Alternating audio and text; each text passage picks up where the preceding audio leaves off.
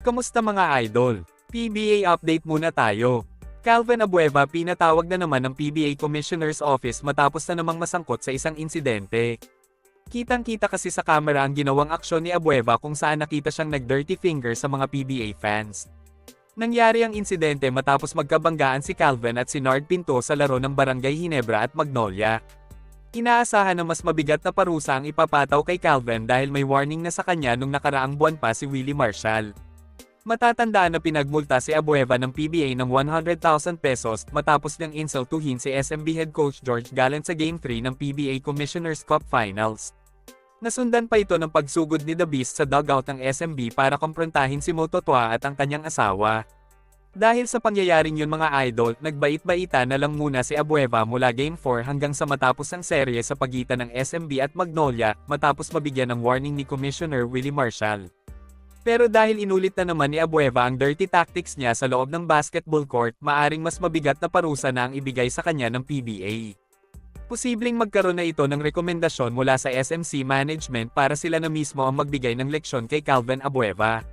Matatandaan na mahigit isang taon din siyang hindi nakapaglaro sa PBA dahil sa panununtok na ginawa niya noon sa import ng TNT.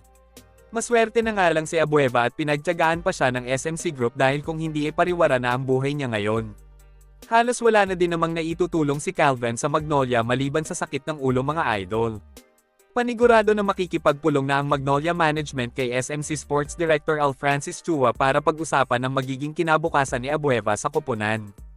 Halos paulit-ulit na lang din kasi ang mga kalokohan na ginagawa ni Abueva sa loob at labas ng basketball court kahit ilang beses pa siyang pagmultahin ng PBA Commissioner's Office.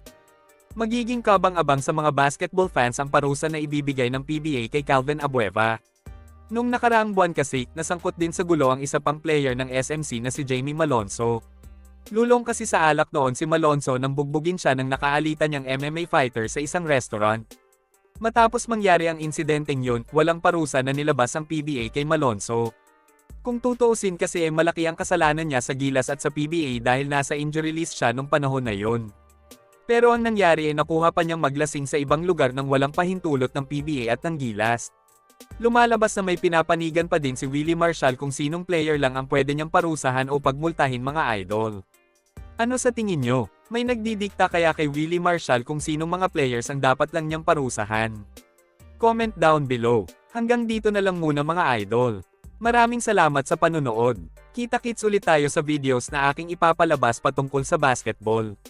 Kung bago ka pa lang sa channel ko, please consider to subscribe at huwag kalimutan pindutin ang like at notification bell button para updated ka sa videos na aking ipapalabas.